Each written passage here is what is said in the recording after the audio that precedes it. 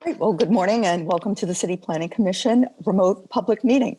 And Ryan Singer, who is our Senior Director of Land Use and Commission Operations, will now outline general information that will be useful about the remote public hearing and how you can participate.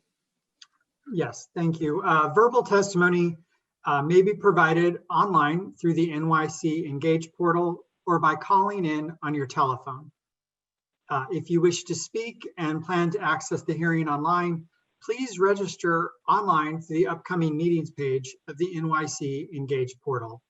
A link to join the hearing will be emailed to you after you've completed the registration process. If you are accessing the hearing via phone and wish to speak, you must first register with the dial-in participant hotline at the numbers that are now visible on the screen. We want to note that if one of the numbers is busy or not working, that you should use one of the other numbers available. The meeting ID is 618-237-7396. The participant ID, you just press pound to skip, and the password is the numeral 1. The phone numbers are also posted on the upcoming meetings page of the NYC Engage portal. Please note that whether you are accessing this meeting online or by phone, you must register if you want to speak. Please also note that your testimony will be audio only. The commissioners will hear you, but will not be able to see you. When it is your turn to speak, you'll be notified and granted temporary speaking privileges by staff. So please listen closely for your name to be called. If you're accessing the hearing online, your name will be called from the list of registered speakers. Once your name has been called, you'll be given the temporary ability to unmute yourself, and you should see a notice on your screen allowing you to unmute your microphone. If you're accessing the hearing via phone, your name will be called from the list of registered speakers. Once your name has been called, you'll be given the temporary ability to unmute yourself. You do this by pressing *6 to unmute your phone. Please note that muting and unmuting registered speakers may take a moment as we're adjusting to the new format. So thanks for your patience. For those accessing the hearing through the online live stream who have not yet registered to speak but decide they wish to do so during the hearing, you must first register to speak through the upcoming meetings page of the NYC Engage portal. It is not possible to testify through the online live stream without first having registered. For those accessing the hearing via phone or who have not yet registered to speak but wish to do so, you also must first register to speak through the dial-in participant hotline that I described. It is not possible to testify via telephone without having first registered. Please limit your remarks to 3 minutes and speak clearly into your microphone. There are a few exceptions to the 3-minute time limit. Elected officials are accorded the courtesy of jumping to the front of the line and are not limited to 3 minutes. If translation services are being used, the time will be extended to 5 minutes. And if an applicant team with 3 or more speakers wishes to make a team presentation, the team will generally be allowed a total of 10 minutes. The chair will announce when the time limit is reached, at which point your microphone will be muted. Please be mindful of potential background noise during your testimony. Please make sure that if you're watching the proceedings via live stream, that the live stream is muted when you begin your testimony. Otherwise, you will hear an echo. If you wish to submit written testimony, it should be submitted to the Department of City Planning. The mailing and email address can be found on our website, planning.nyc.gov. Lastly, please note that this remote public hearing and all testimony is being recorded. And with that, I'll ask the secretary to please begin the meeting. Good morning. This is the City Planning Commission public meeting held remotely through the NYC Engage portal. Today is Wednesday, November 18, 2020. I will now call the roll. Chair Lago. Here. Vice Chairman Knuckles. Here. Commissioner Burney. Here. Commissioner Capelli. I'm here, and Fred Cerullo is trying to get on. He's having some difficulty. He's being assisted by staff. Okay, Thank you. Dela Oos. Here. Commissioner Dweck. Here. Commissioner Edie. Here. Commissioner Knight. Here. Commissioner Levin, Here. Commissioner Marin, Here. Commissioner Ortiz, Here. Commissioner Rampachet. Here. A quorum is present. The first item is the approval of the minutes of the public meeting of Wednesday, November 4th, 2020. On the minutes, all in favor? Aye. Anyone opposed? The minutes are approved. Scheduling. On calendar numbers 1 through 4, we have resolutions for adoption, scheduling Wednesday, December 2nd, 2020 for a remote public hearing to be held through the NYC Engage portal. On the resolutions, all in favor? Aye. Aye. Anyone opposed? The resolutions are adopted. And that's part of the calendar report section on page 29.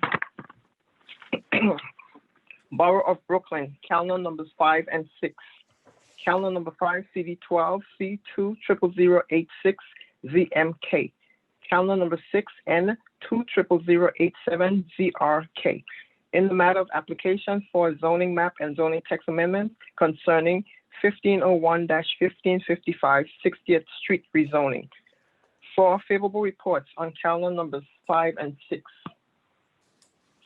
Chair Lago, Yes. Vice Chairman, Yes. Commissioner Burney, Yes. Commissioner Capelli, Yes. Commissioner Cerullo. Oh, he didn't get it. Okay.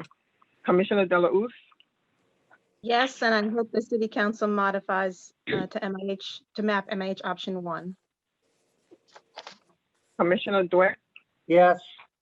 Commissioner Edie, Yes. Commissioner Knight, Yes. Commissioner Lin, Yes, also preferring option 1 here. Commissioner Marin, Yes. Commissioner Ortiz, Yes. Commissioner Ram. Yes. Favorable reports have been adopted on calendar numbers 5 and 6. Borough of Brooklyn, calendar numbers 7 and 8. Calendar number 7, CD2, C150178 ZMK. Calendar number 8, N180178 ZRK. In the matter of applications for zoning map and zoning text amendments concerning 265 Front Street rezoning. For favorable reports on calendar numbers 7 and 8. Chair Lago, Yes. Vice Chairman Knuckles, Yes. Commissioner Burney, Yes. Commissioner Capelli, Yes. Commissioner Cerullo, not yet. Commissioner Delauss, I feel torn by a desire to have a project that includes permanent affordable housing through mandatory inclusionary housing, and one that ensures the scale that is appropriate to a neighborhood with such narrow streets. Although the applicant is proposing a 6-story building, an 8-story building would be allowed under their proposal. As I see it, there are 2 options. One that's already been discussed through the borough president's recommendation, which is to, and based on testimony we heard during the hearing, which is to withdraw the application and refile it. And another that I don't believe has been explored is to enter into a community cooperation agreement that ensures the building is built to the scale that the applicant has outlined and includes MIH. Given that things are currently unresolved in my mind with this application, I'm abstaining. okay. Commissioner Dweck, Yes. Commissioner Edie, Yes. Commissioner Knight, Yes. Commissioner Levin, I am torn in exactly the same way that was expressed by Commissioner Delauss. I've expressed my misgivings about this earlier at the review session. Looking at it overall, and I guess speaking in the alphabetical code that we use around here, in my view, it's more important that this site be zoned to an R from an M. I think it would be unfortunate for this site to languish unused as a housing resource for another development cycle. So I think the choice between an M and an R with MIH is more important than a choice between an A and a B.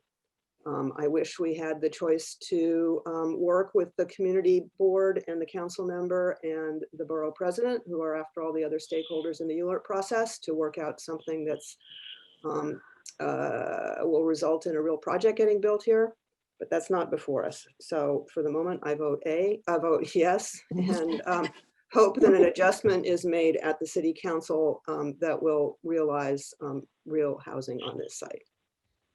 You've shown your fluency in how we speak our code, Commissioner Levin. Marin, Yes. Commissioner Ortiz, Yes. Commissioner Ramsted. Yes.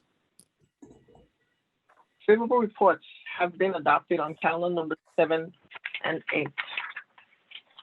Borough of Queens, calendar number 9, CV 12 and 210188HIQ, in the matter of a communication concerning the landmark designation of Public School 48, on the adoption of calendar number 9 for referral to the City Council.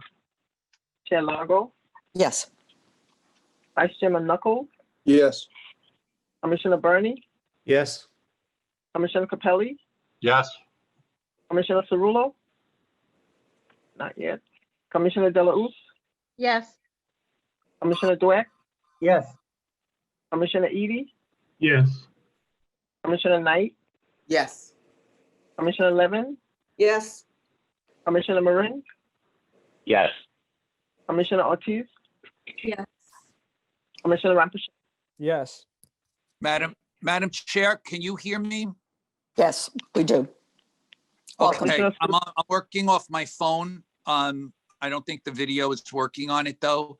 I just heard the vote. If it's okay, I would just like to, since at least I can hear what's happening and see you, if I could please be noted as voting in the affirmative on this matter and on the previous matters. Thank you. Will do. Thank you. Okay. Calendar number 9 has been adopted. Borough of Staten Island, calendar number 10, CD1 N210021ZAR, in the matter of an application for the grant of an authorization concerning Chester Place for adoption on calendar number 10. Chair Lago, Yes. Vice Chairman. Vice Chairman Knuckles, Yes, and I'll just add that that voice And nothing. sounds very much like Commissioner Fred Cerullo. Yeah. I'm trying here. Commissioner Burney, Yes. Commissioner Capelli, Yes. Commissioner Cerullo, Yes. Commissioner Delauss, Yes. Commissioner Dweck, Yes. Commissioner Edie, Yes. Commissioner Knight, Yes. Commissioner Levin, yes, Commissioner Marin, Yes. Commissioner Ortiz, Yes. Commissioner Rampachet. Yes. Calendar number 10 has been adopted. Borough of Staten Island, calendar number 11, CD1 N210080ZCR, in the matter of an application for the grant of a certification concerning 151 Dudley Avenue for adoption on calendar number 11. Chair Lago, Yes. Vice Chairman Knuckles, Yes. Commissioner Burney, Yes. Commissioner Capelli, Yes. Commissioner Cerullo, Yes. Commissioner Delauss, Yes. Commissioner Dweck, Yes. Commissioner Edie, Yes. Commissioner Knight, Yes. Commissioner Levin, yes, Commissioner Marin, Yes. Commissioner Ortiz, Commissioner Rampachet. Yes. Calendar number 11 has been adopted. The next one, hearing section on page 37. Borough of Manhattan, calendar numbers 12 and 13. calendar number 12, CD5, C200123, calendar number 13, N200124, ZRM. A public hearing in the matter of application for a special permit and a zoning text amendment concerning the court theater.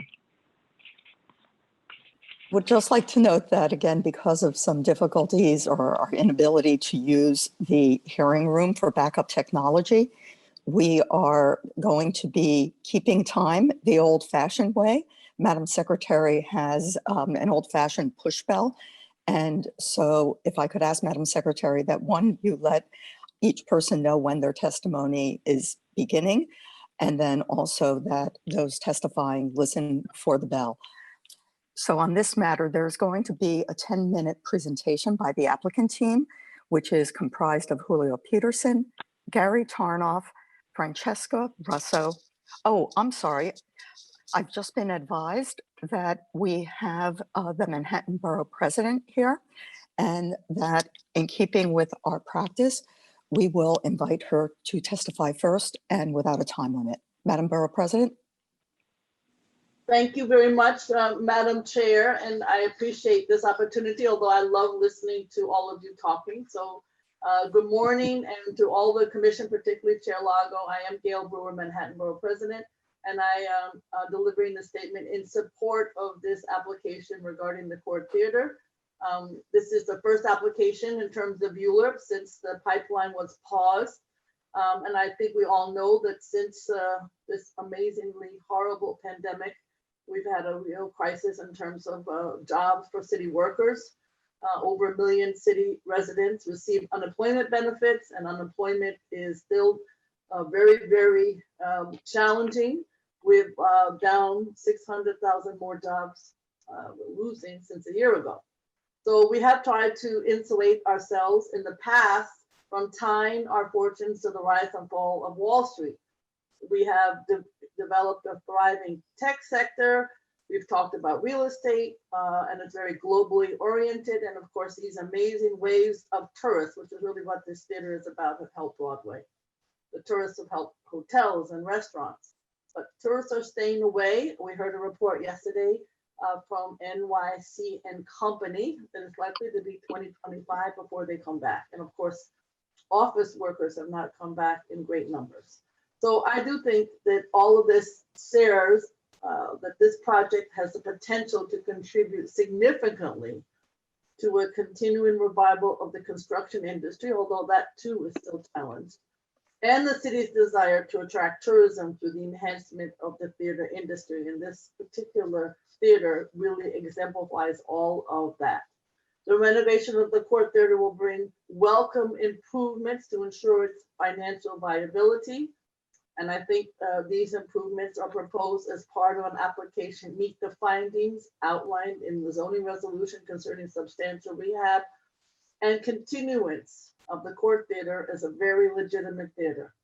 In addition, while I'm sure that the applicant will benefit from new modern interiors, being a preservationist and loving our history, I've recommended that the Schubert organization honor the amazing history of the court by providing a public display of historic photographs of the original interior and exterior, as well as all the memorabilia of historic performance or artists who have graced the stage at the court. It really is a very special place. I don't know how in the world another hotel is going to make money, but I am no expert in this field. RIU is a developer and they'll be serving as the operator. So I assume that whatever is constructed will complete as a construction project. I do want to say, just like the community board, I do support union jobs at hotels. I know that's not necessarily a zoning land use issue. I know that, but I just want to add that. I agree completely with Community Board 5 on that topic, and also restricting the language of the proposed zoning text amendment to ensure that the floor area bonus allowance is only applicable to this one site. So I hope that you approve this application, and that when the court theater opens, its beautiful exterior and interior, because I think it's a beautiful renovation job, it'll be an upswing for Broadway and Broadway theaters and tourism will be well underway. Thank you for your time and consideration, Madam Chair, and the entire City Planning Commission. Thank you. Thank you so much for your testimony and especially for your note of optimism about our future. And with that, we will now turn to a 10-minute presentation by an applicant team that is comprised of Julio Peterson, Gary Tarnoff, Francesca Russo, Paul Selver, William Fegan, and Jamie Palmer.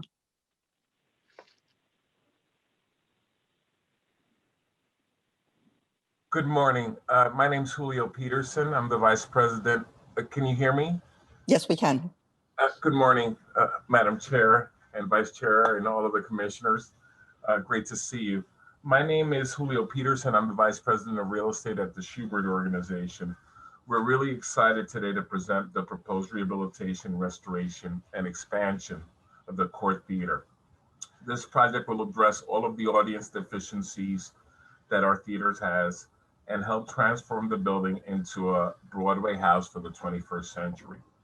We believe in the merits of this project to the extent that we've purchased land adjacent to the theater to help expand it, invested significant dollars, and have secured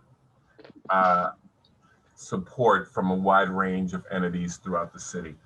Today, we will be presenting with Paul Selver, who's our land use counsel, and Francesca Russo, who's our restoration architect.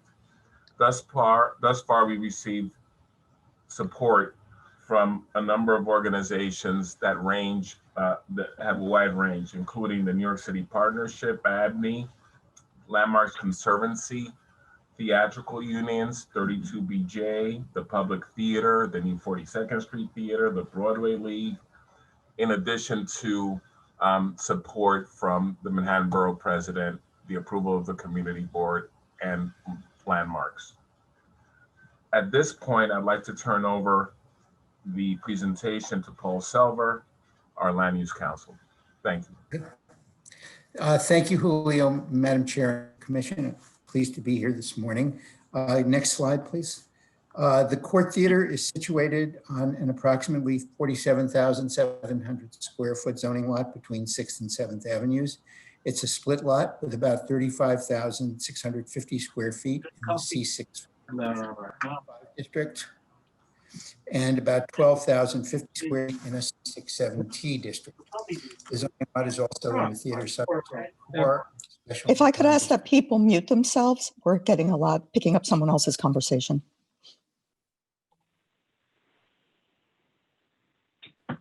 Go on, Mr. Selver.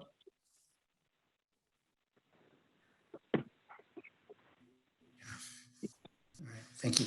The lot consists of 4 building sites, the Court Theater site in pink, including the original theater itself in the dash and the 35-foot annex proposed in this application to its west or left.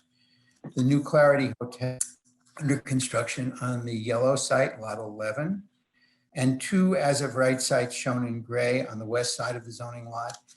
Lot 55 being the site of a new hotel being developed by the McSam organization, and lot 7 being the site of the existing night hotel that will remain. The application seeks 119,000 square feet of bonus floor area for the substantial rehabilitation of the Court Theater.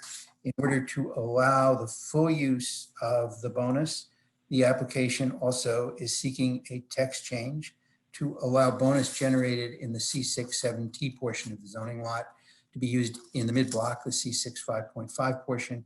The amendment would also clarify the description of bonusable work. And with that, I'm going to ask Julio to take over and talk about what we're doing here.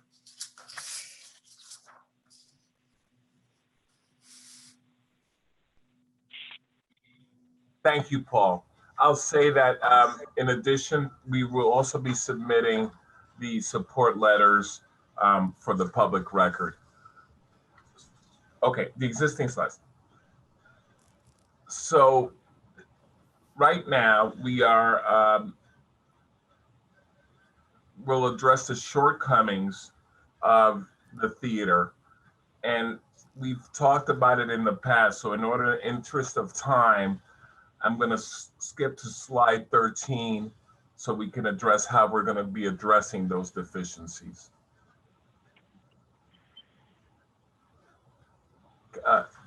Thank you.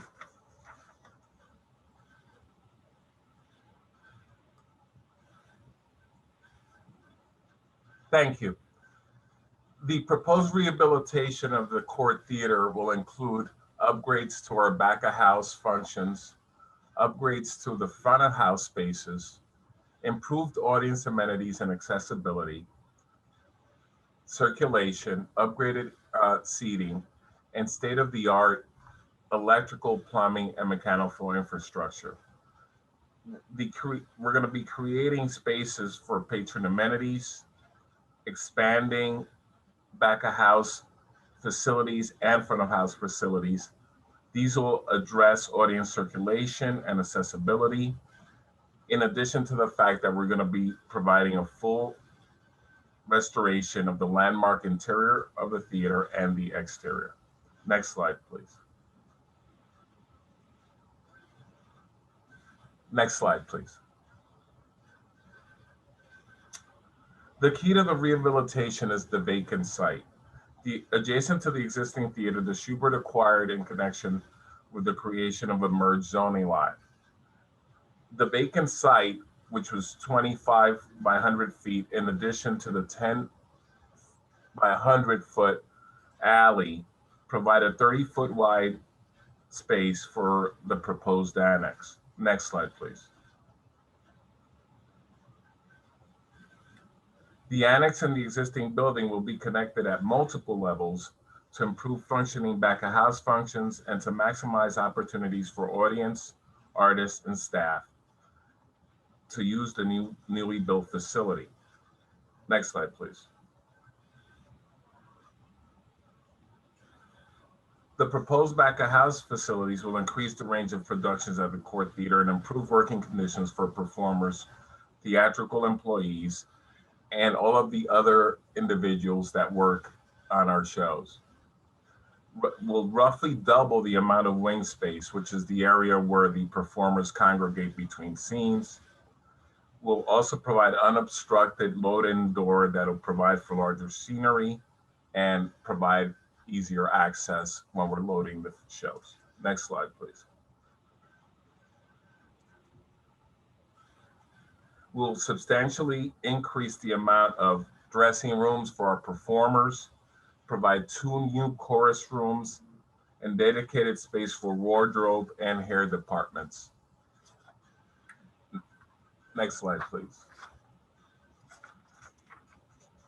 In addition, we'll also be reconfiguring the existing stage house to accommodate more modern productions.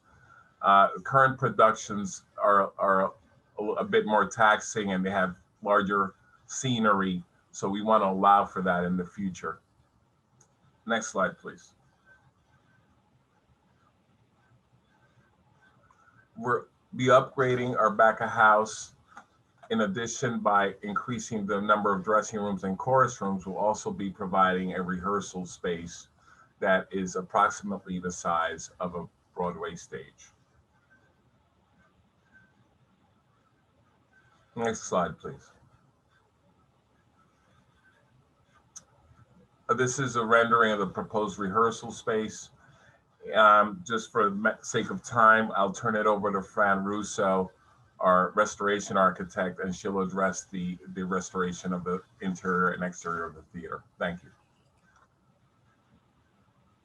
Good afternoon, Commissioner and Commissioners. Next slide, please.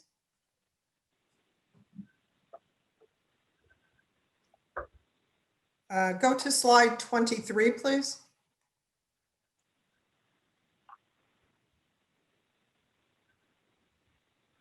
This is a photograph of the existing theater's facade. As you can see, the facade is in need of rehabilitation. The 1960s era marquee and sidewalk level doors are not historically appropriate to the building, and the windows are worn and thermally inefficient. Next slide, please.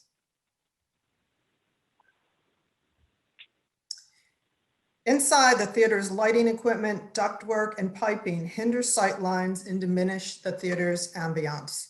Next slide, please.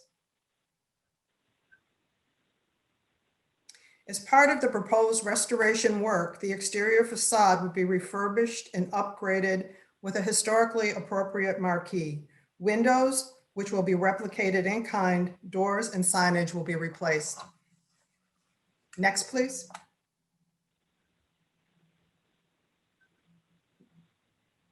The landmark interior would be restored with historically appropriate details, including the restoration of the Tiffany art glass proscenium. The original decorative painting palette would be replicated throughout, and the plaster detailing that is lost would be replaced. Next slide, please. I'm afraid that the time has run out. And so I would now turn it over to see if any members of the commission would have questions for the applicant team, starting with Vice Chair Knuckles. Thank you, Chair. I just wanted to ask Julio, or whoever will respond, a couple of questions. Number one, how long will the restoration take to completion? And number two, how many jobs are reactivated when the theater reopens, which will hopefully be soon? I'll try to, Vice Chair Dunkel, I'll try to answer that. We're looking to commence construction, start our foundation work in January prior to final approval.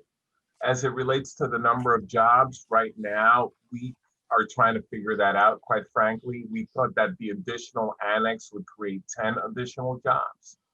But right now, as you know, our theaters are closed. We're looking at what we're going to do there. But right now, we would think that it's about 8 additional jobs, 8 to 10 additional jobs that the annex would create. And how long, Julio, would the restoration take? Do you project? I think it's going to take about, you know, a year, year and a half or so, but we're going to be pushing hard to do it as soon as possible. Thank you. Commissioner De La Hoz. Hi, thanks. Thanks for the presentation. I have a couple questions, and then I was actually hoping you could go through some more of the slides about the restoration, because I think it's obviously quite a beautiful theater with a lot of, you know, and a big undertaking. So in addition to the questions that Vice Chair Knuckles asked, I'm just wondering if COVID has, besides impacting your likely timetable, I'm just wondering how it has overall impacted the proposal, and whether you've had to think through any changes in how the interior is laid out as a result of this. And then if you could please share more slides on the restoration, I'd appreciate it. Thank you. Would you like for us to share the slides first? Sure, whatever, that's fine. Thank you. Can somebody put the slides? Thank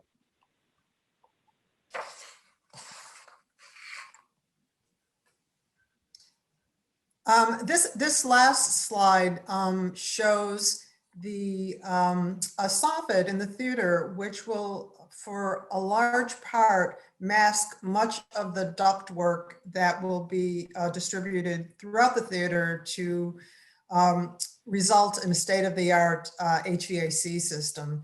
And throughout the theater, as we showed in the existing slides, there's conduit, there's ductwork, there's a plethora of mechanical items which simply could not be installed anywhere but on the face of the lovely historical architecture.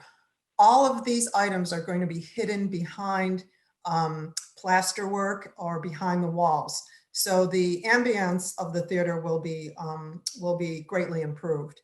And I know Julio would like to go back to show some of the deficiencies and what's going to happen with the modifications. Yes, can you go back to the beginning of the presentation where we addressed the deficiencies, please?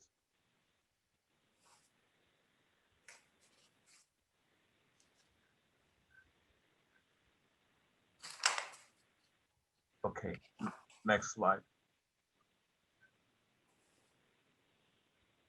It should be slide 4. Slide 4, please. Okay, and so as we said earlier, we have significant deficiencies throughout the theater. The proposed annex really addresses a lot of the deficiencies.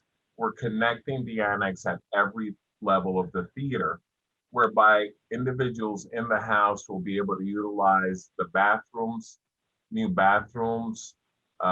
lounge areas and bar areas, vertical transportation up and down to the different levels for ADA access.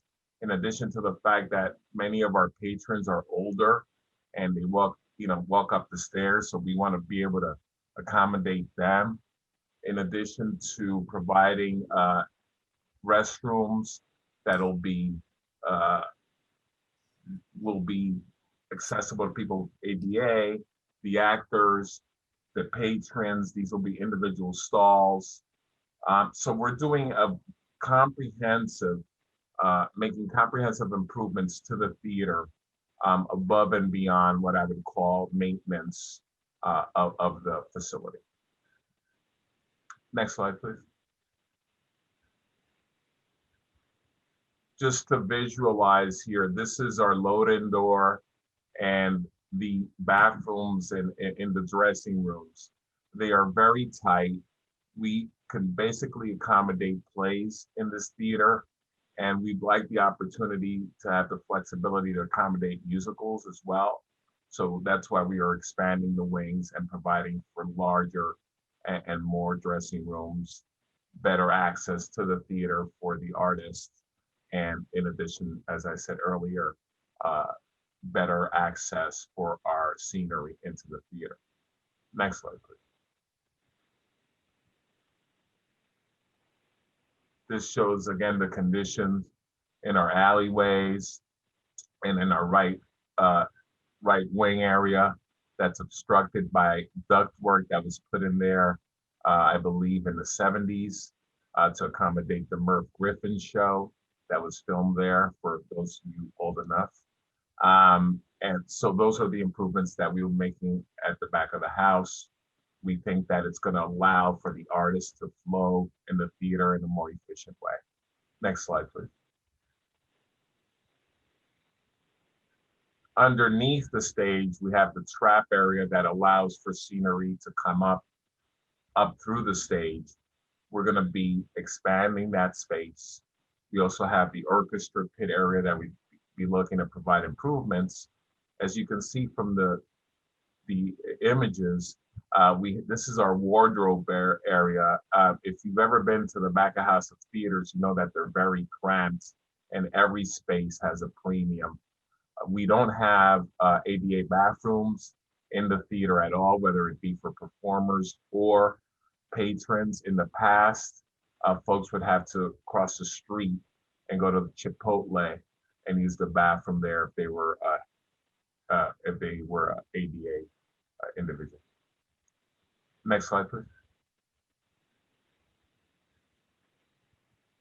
Again, this shows the trap area. This is removing of this ductwork and all these air handlers that are obstructing space in the stage house. And these also represent, as you can see, the boxes and all of these decorative features will also be enhanced and restored. Next slide, please.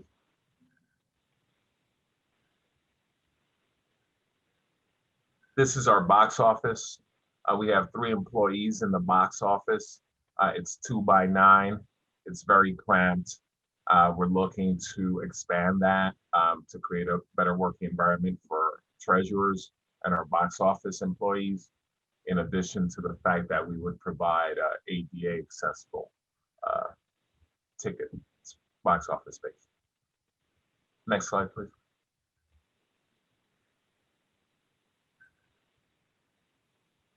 This in essence shows the picture of the site of the 25 by 100 lot where we would be expanding, and again, it would be housing restrooms and other spaces for the patrons and performers. Right now, we had an ADA toilet that was housed on our 25 by 100 lot, and that's what we used when our theater was open prior to COVID for folks that required an ADA accessible bathrooms. Next slide, please.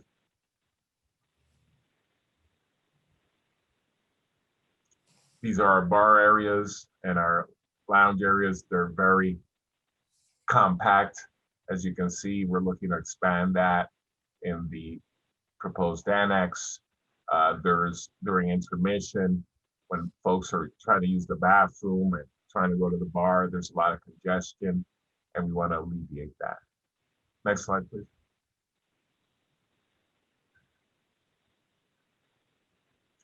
These are the stairs, address the circulation. These are the stairs to the men's and women's lounges. There's only one single stair to the balcony, so it becomes cramped. This is a 2-balcony house. So there's a lot of people going up and down one set of stairs. As we build the annex, we'll be able to allow for different ways to access the upper floors, in addition to the fact that we would be reducing the amount of traffic to the ladies and men's bathrooms, because the bulk of the patrons will hopefully be using the bathrooms in the annex space. Next, please.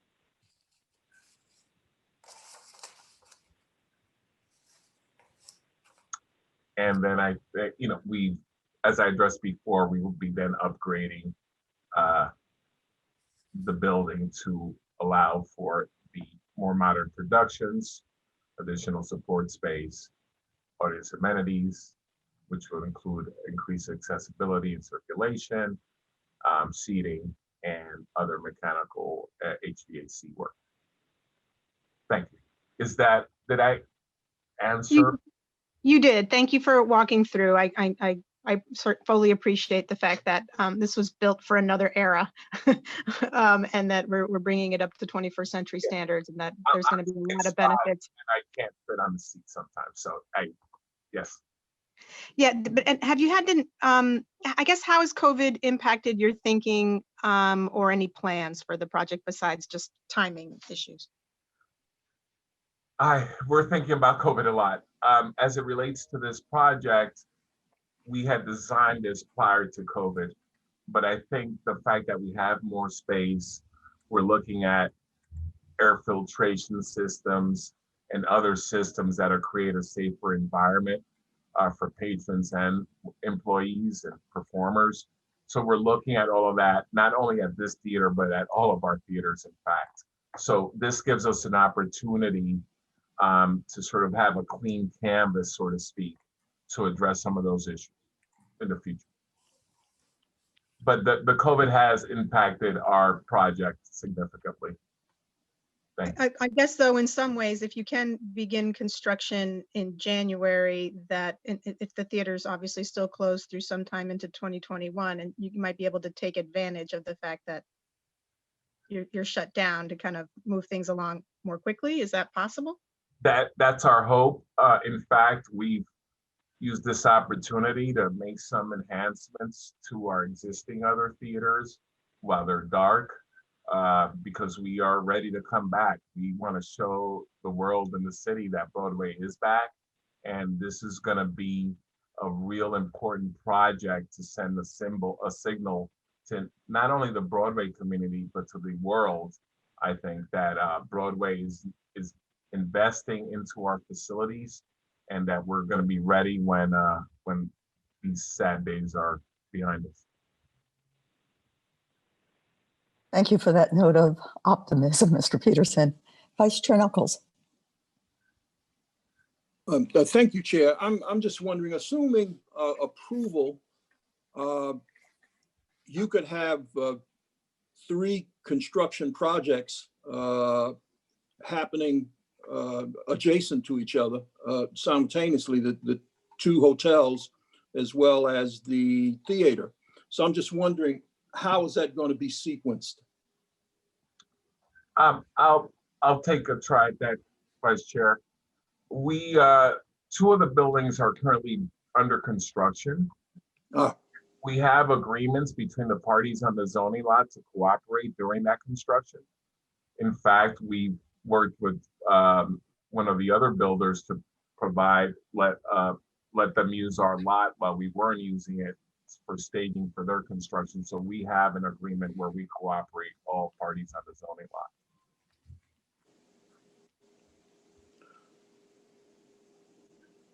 So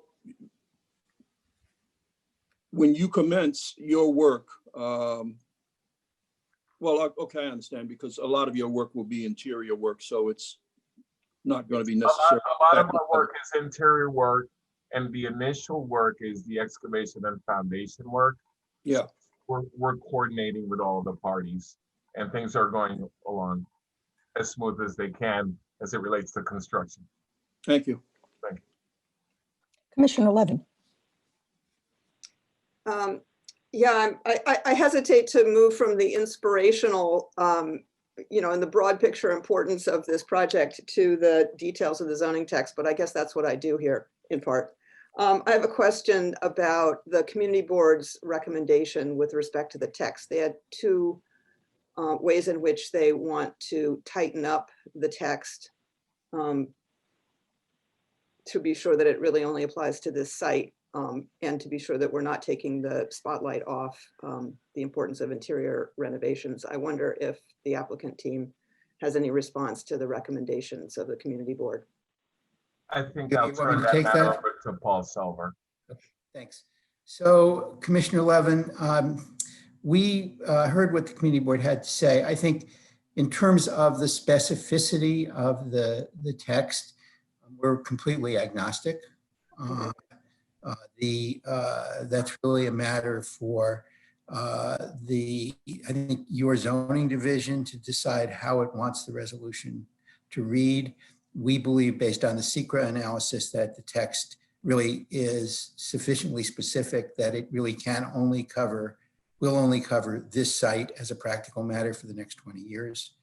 But again, we don't have an objection if it's made more specific. Okay, so if those changes were made, it would not get in the way of anything you're trying to do here. No. And with respect to the interior, deletion of the interior, again, we're agnostic, but not quite as agnostic. And the reason is that we felt when we asked for this, that it was a helpful clarification and possibly a way of giving people who wanted to, making clear that an expansion of the theater itself by something like the annex would be covered by the bonus because of the extraordinary value of doing this. I could say that again, your staff, interestingly enough, felt that it was not necessary, I believe, and I would defer to them because this goes back a ways and my memory may be a little faulty. But if it is not in, I think we feel very strongly, and so you know, we wouldn't object if it were taken out. We feel that if it were taken out and it was fully understood that the annex was considered as part of the, if you will, consideration for the bonus in the report, that would be helpful. And even more helpful would be a statement by the commission saying that it did not feel that it was necessary to make this change because the development of an annex that effectively amounts to an expansion of the theater is in effect an enlargement of the interior and therefore can be considered an interior change. But I think that the report, it would be important for the future that the report identify that the expansion of the theater itself physically was within the contemplation of the bonus. Understood. Thank you. I tend to agree with you on both of those points. And Commissioner will be at the post-hearing follow-up, be addressing both of those recommendations. Okay, certainly. I just thought it was helpful to get the applicant's response to them. Absolutely. Anything else? Nope, that's it. Commissioner Burney. Oh, thank you. Yeah, thank you for the presentation. I have to say this is a painful reminder of how much I miss going to live theatre. And I really share the borough president's sentiments about the project, and really look forward to seeing the court opening up in its new rehabilitated form. But I was just a little bit, struggling a little bit with understanding some of the arithmetic of the transfer of development rights. And I noted in the in our briefing package that we are authorized to approve that, with certain conditions, how and to what extent the proposed rehabilitation will improve the theatre, check, how it will contribute to satisfying the needs of the theatre, check, and so on. But further down it says, such bonus floor area shall not exceed 20% of the basic maximum area permitted on the zoning lot containing the development, or that's in a C6 or C65 or an M1, or shall not exceed 44% of the basic minimum floor area permitted in the underlying district, and so on. So I guess what I'm trying to understand is there's 119,000 square feet of transferred development rights. Does that comply with those provisions of the resolution there? Perhaps somebody can just go through that for me. Sure, Commissioner Burney. So the 119,000 square feet represents 2.4 times the area of the zoning lot within the C6 5.5 district, which is 20% of the base 12 FAR in that district, and 2.8 times the area of the lot, the aggregate of that, plus 2.8 times the area of the lot in the C67T district, which is again 20% of the base 14 in that district. So that's the computation. As we noted in our statement, one of the text changes that we are asking for is it would give us the ability to relocate the bonus floor area that is generated across the line on the C67T side of the line to the C6 5.5 zone. That's a reflection of the fact that the split lot rules restrict transfers of zoning floor area where you're dealing with zoning districts that have different basic maximum FARs for the use in question. And here the use in question is a commercial use. So this is the maximum. It is in compliance with the rules that establish how much you can get. The only variation here is that we're asking to be able to use all of it on the Clarity site, which is on one side of a district boundary. Got it. I understand. Thank you. And then my other question would be, if you were to price those development rights at sort of $350 a foot, which is a number I've heard used in other contexts, that would come to $41 million and change. Is that kind of what you're expected to be spending on the theatre rehabilitation and expansion? Well, if the commission doesn't mind, I'm going to wax a little bit philosophical here in answering the question, because I think it's a much more complicated issue. It's a very complicated issue, in fact.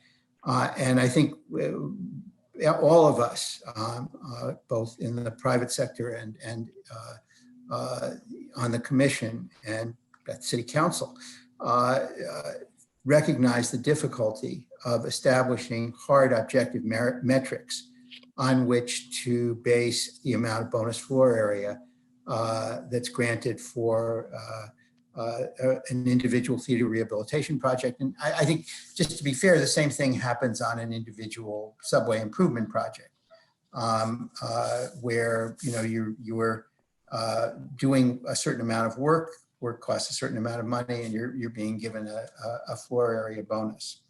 The problem arises because, unlike public spaces or affordable housing, there's not a direct, linear, practical, and statutory relationship in all cases between the extent of the public benefit and the amount of the bonus. For subway improvements and theater rehabilitations, the value of different components of the work will depend on the project on which the work is performed. So, for example, There are differences between both the sizes and the needs of different theaters. A 2,000-seat theater that needs more work on historic restoration and less work in the back of house space will have a different approach to the bonus than a 1,000-seat theater that needs the opposite balance. And Schubert, interestingly enough, is particularly conscious of this difficulty because about 10 years ago, it tried to establish a single defined value standard, an objective value standard, a point system for different components of the theater rehabilitation. And after struggling with this for a long time and talking with the Manhattan office about it, I think we all concluded that it was just not possible to do. So the second thing I would say is we don't think the cost of the work is the appropriate metric. If you think of development, right, what you're doing when you buy development rights from a developer's perspective, what you're doing is you're buying down the cost of your average cost of land. And from the recipient's perspective, from the perspective of the theater, you're doing something that your development rights sale is both funding a rehabilitation and it's helping to fund the continued viability of the theater as a part of the theater industry.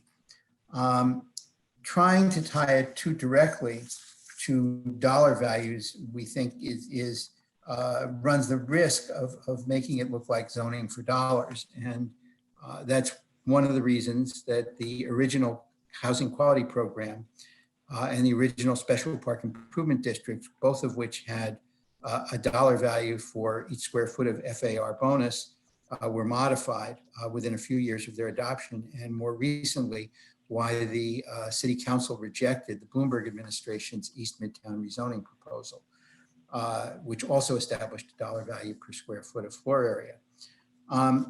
So our thought is that the amount of bonus relate to the public benefit flowing from the theater rehabilitation project. And the starting point of that is the policy that underlies the creation of the theater subdistrict, which is to preserve, protect, and enhance the character of the theater subdistrict as the location of the world's foremost concentration of legitimate theaters. That's from 81-00. It also looks at whether the work relates to the specific statutory objectives for granting the bonus. That is, in general terms, the building's viability as a commercial theater now and into the future, the contribution of the rehabilitated building to the theater industry and Broadway, and the specific items of work that City Planning Commission has established in the statute as a reference point for the scope of the rehabilitation. And finally, there needs to be context, and that context has two pieces. One is because the commission's decisions need to be principled and consistent, what's been done on other applications for the same type of bonus. And the second I think this goes to the issue of how much of a bonus you grant, which is the scope of the work, as a standalone project. Because, for example, the full bonus on a 10,000 square foot zoning lot will be less of a bonus than on a 20,000 square foot zoning lot. And one can imagine that one wouldn't do quite as much work on the former as one would on the latter. So from that perspective, we think that the more important point, because it's very difficult to sort of define these things with precision, is whether the project is essentially transformative for the theater in one or more ways, if you're looking for the full bonus.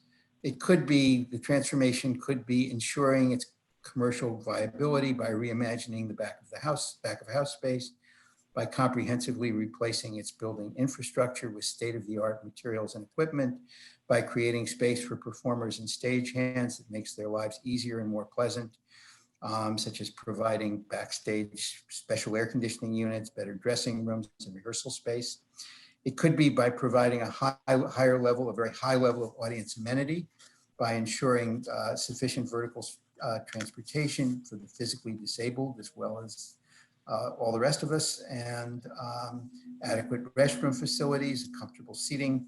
It could be a really bang up historical restoration of the type that we think we're doing here. So I guess that's where we come out, that trying to define this in terms of what is being spent on the theater is an inappropriate, is not the appropriate message. If there, I guess if there had to be a metric, and I've had discussions about this with one of the other presenters today, one of the other, not presenters, but one of the other people who is going to testify today. I would say that the more appropriate metric is the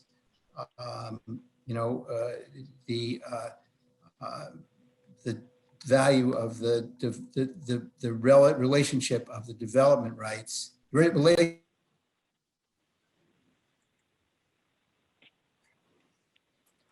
I'm afraid we've lost you, Paul.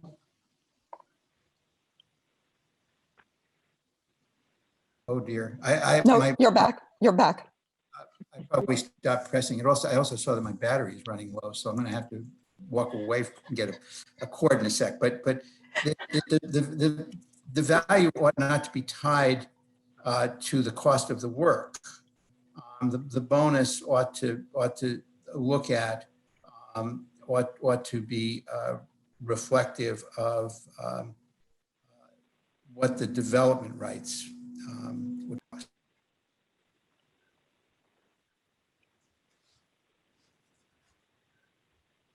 That's sort of my very long-winded answer to what should have been a short question.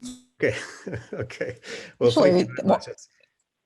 It's very informative, and I know you've probably forgotten more about this topic than I will ever know. So I bow to your more extensive knowledge. But I mean, I still come back to the thought that the theatre's giving up 119,000 square feet of development rights, and we're not talking about zoning for dollars, but there is a quid pro quo.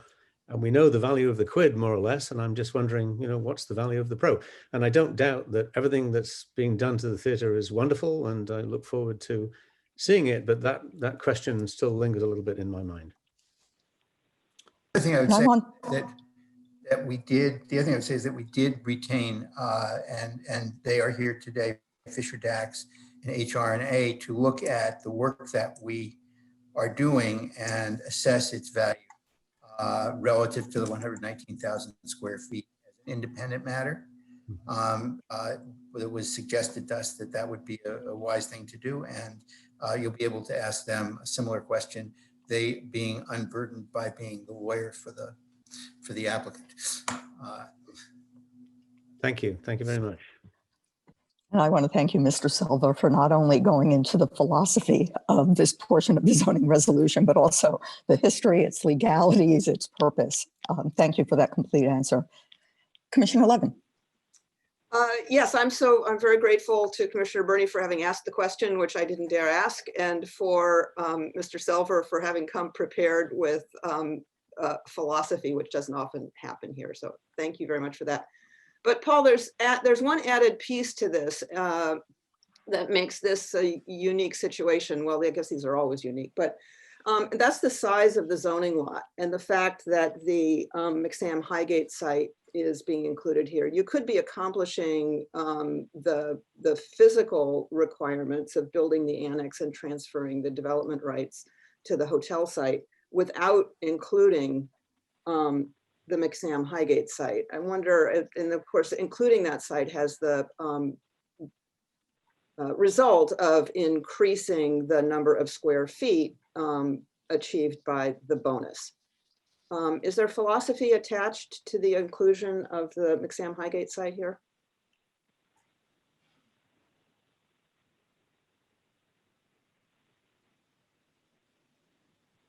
Paul, are you on the site? I think his battery finally died. What I would suggest is that we allow him, when he gets a new battery or a cord, to come back and answer that question. But to keep the public hearing going, we proceed. Yeah, or Is that okay with you, perhaps, Commissioner Levin? perhaps also it seemed that he was speaking from very well written out notes, and perhaps it turns into a written response that could be submitted later. Thank you.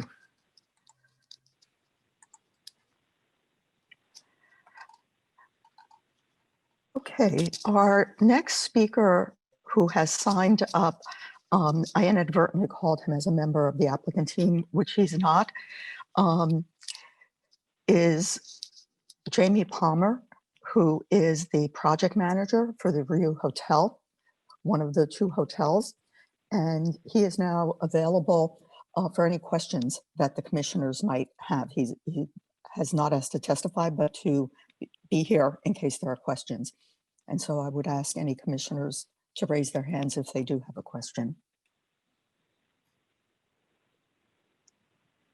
Okay, and we will move on to members of the public who wish to testify in favor, starting with Joshua Dox. Great. Can you hear me now? Yes. Fabulous. Good morning. I'm Joshua Dax, and I am the principal of Fisher Dax Associates, which is one of the world's leading theater planning and design consulting firms, and we're located here in New York. At the request of the Department of City Planning, Fisher Dax and HRA advisors prepared a joint report that evaluates the proposed rehabilitation and restoration of the Court Theater and the extent to which that work qualifies for the floor area bonus that the applicants are seeking. Fisher Dax's role in preparing that report was to review over 40 scope items for the Court Theater project to determine their conformance with the definition of substantial rehabilitation and with the statutory criteria for awarding a floor area bonus. Our findings are discussed in detail in the report, which has been submitted to the department and which we'll submit again into the public hearing record. But in short, based on our experience with theater projects in New York and all over the world, in fact, we believe that the rehabilitation program and historic restoration of the Court Theater are extraordinarily comprehensive. We believe they embody the highest level of quality and care in working to improve the viability of this historic theater, but also transform the conditions for the audience, the staff, the cast, the crew, and the producers. With respect to the statutory criteria for determining the amount of the floor area bonus, they've checked every box, really. I'd be glad to answer any questions that the commission might have. So I stand ready. Thanks. Questions from the commission?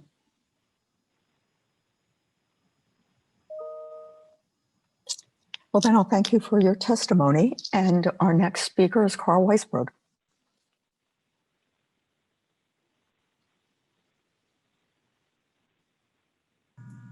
Can you all hear me? Yes. Good. Welcome. Good morning, Chair Lago and commissioners. I am a senior advisor at HRNA, and as you just heard, we submitted, along with Fisher Dax, a final report, which I think you all have, which fully addresses our conclusion that the applicants here have met the 4 criteria for a bonus, as set forth in section 81-745. That's not only based on our review of the application and the significant amount of rehabilitation, modernization, and expansion of the court, but also based on my personal and very deep understanding of the Times Square area and the importance of Broadway theater to it and to the city. And my belief is that the applicant does qualify for a full 20% bonus. And as you just heard, I'd be more than happy to answer any questions about our report. But I would like to touch on a few items that Commissioner Burney and Commissioner Levin raised. First, the proposed improvements to the court really would be dramatic and extensive. It's rare indeed when a historic Broadway theater can expand its footprint and modernize its usable space. And given the improvements that qualify as substantial rehabilitation, it's no surprise that this section 81-745 has only been utilized twice previously, once for City Center and the Biltmore Theater. In each of those cases, the work undertaken to rehabilitate the theater was roughly comparable to what is proposed here. And in each case, the developer qualified for a full bonus. And in each case, the square footage of the bonus area was in fact slightly more than what's proposed here. And then just on the question that questions that Commissioner Burney and Commissioner Levin asked, the framework here is fairly similar, in my view, to the framework that the Commission established 5 years ago for development along the Vanderbilt corridor. There, a developer could qualify for a bonus by either purchasing air rights or making very significant transit improvements. And the focus there, as here, was appropriately on the impact, the quality, and the public value of the proposed improvements, not on the monetary cost of them. And I appreciate the questions that both Commissioner Burney and Commissioner Levin raised, and Paul Selver's very detailed response to it. I would say that we all live in the real world, and the monetary value is a data point, but it shouldn't be the principal data point. It's just one data point. And the most important data point is what is the value that the public is getting in terms of an improved amenity here as we are getting at the Court Theater. And then finally, I know from time to time the department has been asked to establish detailed metrics. Paul Selver referred to this, and make the requirements of section 81-745 much more specific. And I believe the department very wisely has rejected that approach in order to leave the judgment of what and whether proposed improvements qualify for the bonus and how much of the bonus up to you, the Planning Commission, recognizing that your judgment may change from time to time depending on current conditions. So my view is that the application before you does meet the goals of ZR 81-745, should receive the full bonus if in your judgment that's appropriate. We completed our report in February prior to the pandemic, but it has now become more apparent than ever, as Borough President Brewer indicated, as all of you recognize, as all of us recognize, that how important Broadway theater is to Times Square and to the city's recovery. And so this opportunity to modernize one of our oldest and most historic theaters is as an important engine in the city's economic recovery should really be encouraged and supported. Thank you. Happy to answer questions. Questions from the Commission?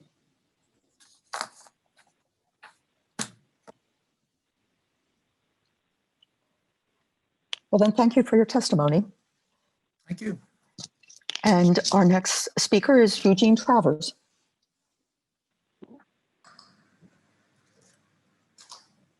Hi, good morning. I was just here to answer questions on behalf of the Clarity team. Any questions then from the commissioners? Okay, we are now near the end of folks who have signed up to speak. And so I would note for anyone who is listening or watching who would like to speak to please sign up. It's required to sign up in accordance with the procedures that Ryan Singer had laid out earlier. With that, I'll call on Adam Taubman.